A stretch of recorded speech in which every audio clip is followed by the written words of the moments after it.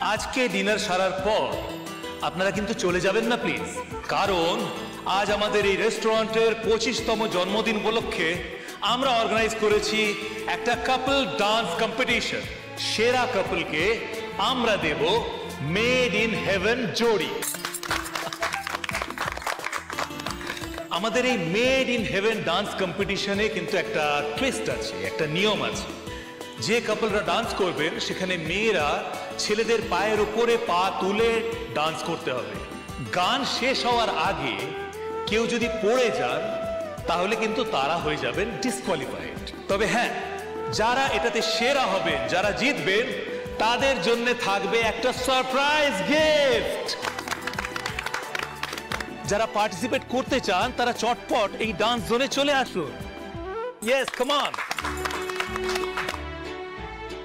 আসুন আসুন। মইনা, খা করে কি দেখছো? নাম দিয়েছো? যাও। তোমার কি মাথা খারাপ হয়েছে নাকি? এত খেলাম, পেট ডাই হয়ে গেছে, এই নিয়ে আমি নাচানাচি করবো? সব বেরিয়ে যাবে।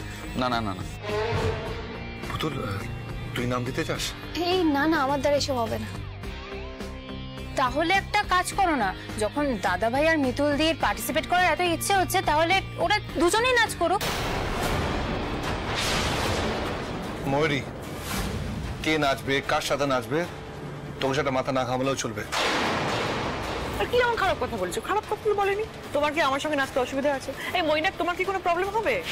না না, আমার কোনো সমস্যা নেই। মিতুল, আমি তোমার সাথে নাচবো না। পুতুল, তুই ঘরে চলে আয়।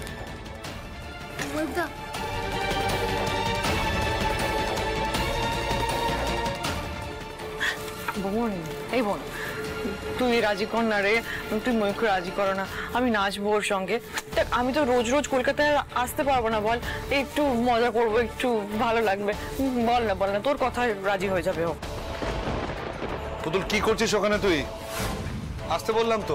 মা মঙ্গলচন্ডী, এই কোন পরীক্ষা ফেললে তুমি আমাকে? বোন বোন বোন, তুই বল না, তুই বল না। তুই বললেই ও শুনবে, বল না।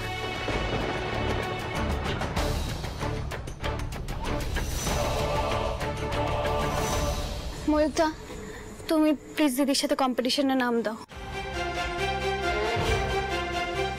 দিদি তো রোজ রোজ কলকাতায় আসে না, না আমাদের কারোরই রোজ রোজ আসা হয় না। দিদির একটা ইচ্ছে হয়েছে, একটা শখ হয়েছে, পূরণ করে দাও। এটা তো শুধুই একটা খেলা, আর তো কিছু নয়। খেলা হোক বা যাই হোক, আমি পারবো না পুতুল। এসো। পুতুল, কি করছিস তুই?